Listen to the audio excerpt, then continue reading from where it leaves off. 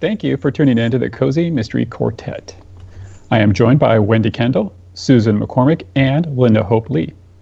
I am M.L. Erdahl. In this episode, we're going to discuss an all-important question for authors. Are you a pantser or a plotter? What is a pantser or a plotter? These are the two words used to describe how different authors start their novels. A pantser flies by the seat of their pants, and a plotter draws up an outline to guide the story. Now, you might have instantly thought one way seems better than the other. That means you might be that type of writer.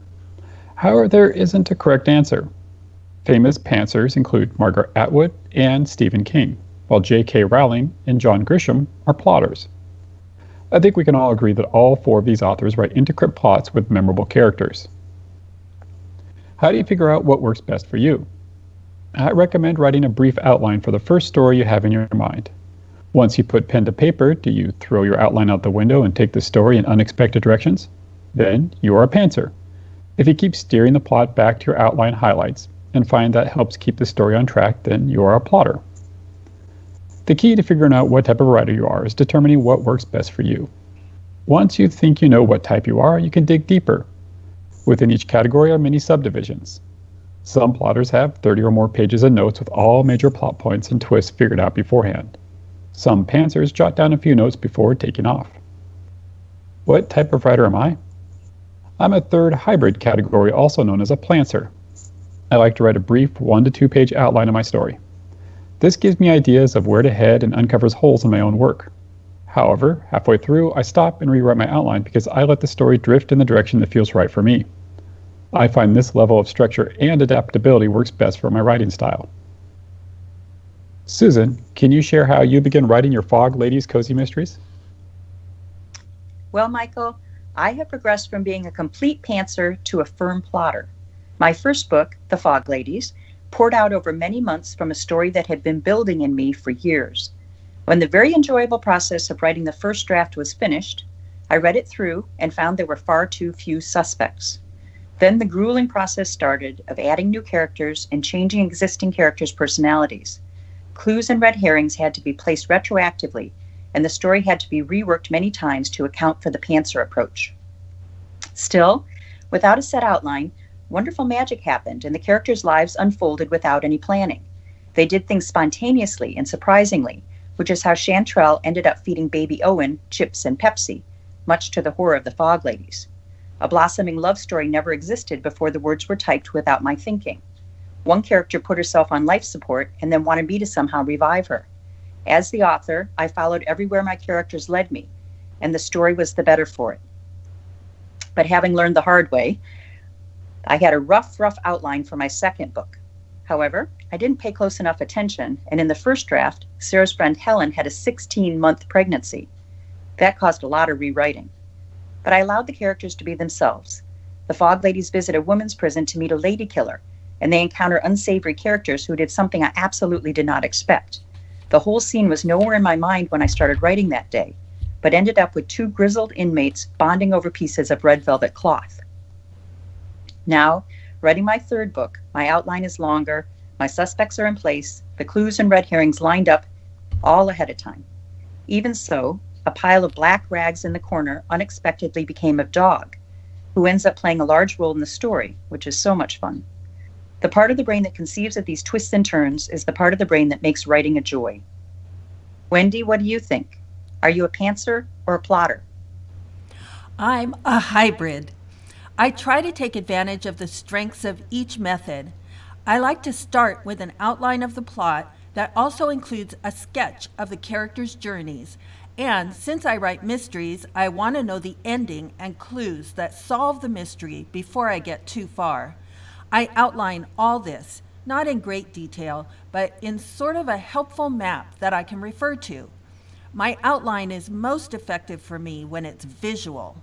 I use whiteboards that also include arrows and post-it notes and a timeline.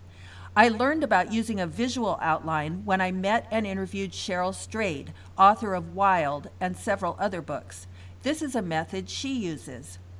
None of my outline is in permanent ink. I can make changes later as I write if the story is taking another path. I use my helpful outline to start writing scenes. I'm not necessarily writing scenes in order from chapter 1 to the end. I don't have to because I have an outline, so I can write scenes in any order and still stay on track with the storyline. That gives me an advantage when I'm having trouble writing a particular scene. I can temporarily skip to another scene I'd rather write at that point. Later, I can go back and write that troublesome scene when I'm creatively ready to tackle it. Since my outline is not in great detail, my scenes develop as I write. Although it sounds funny to some people, sometimes my characters have a will of their own and dictate their own actions or emotions that can be different from my original outline.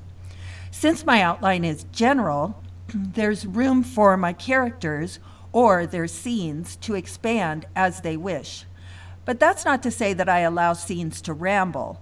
It's important that a writer have a purpose for every scene, and the purpose is achieved. What's very interesting is that the author's purpose may or may not be the same as the character's purposes in a scene. That's when an outline can be very helpful in order to do some tracking of motives and clues and where characters are at specific times in the story. All these factors are especially important when writing a mystery, and there's an advantage planting clues when you already know the ending. Just as the scenes can develop as I write them, so can my general outline. Sometimes I'm adding to my outline as ideas come up, and sometimes I'm changing it. It's all a fluid hybrid. Also, if you're a series writer, since my cozy mystery Cat Out of the Bag, Cat with a K, is the first of the In Pursuit mysteries, I have an overview outline a few books out, so I have a general map of where the books are headed. As they say, if you don't know where you're headed, how will you know when you get there? Linda, what's your method? Thank you, Wendy.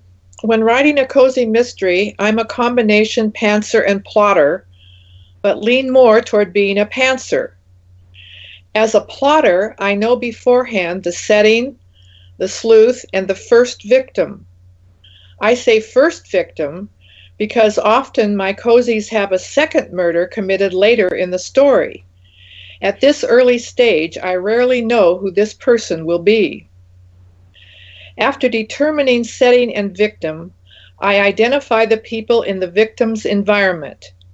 They won't all be suspects, of course, but as they come on stage, conflicts and motives appear.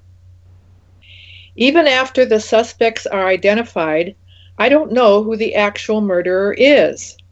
As a pantser, I don't want to know. I want the story to be fluid and open as the sleuth does her work.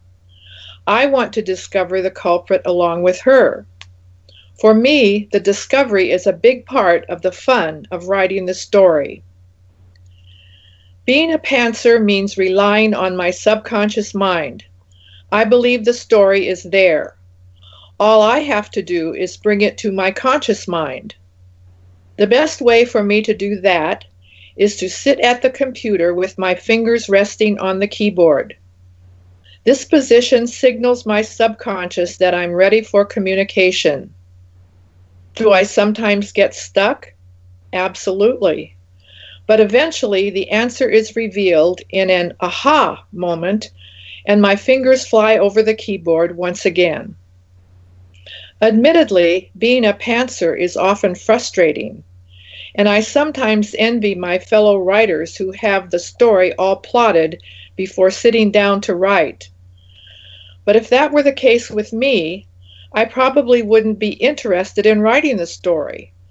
I write for the same reason most readers read, to find out what happens next. Thank you for tuning in. In our next podcast, we'll discuss planting clues. And be sure to subscribe so you don't miss an episode.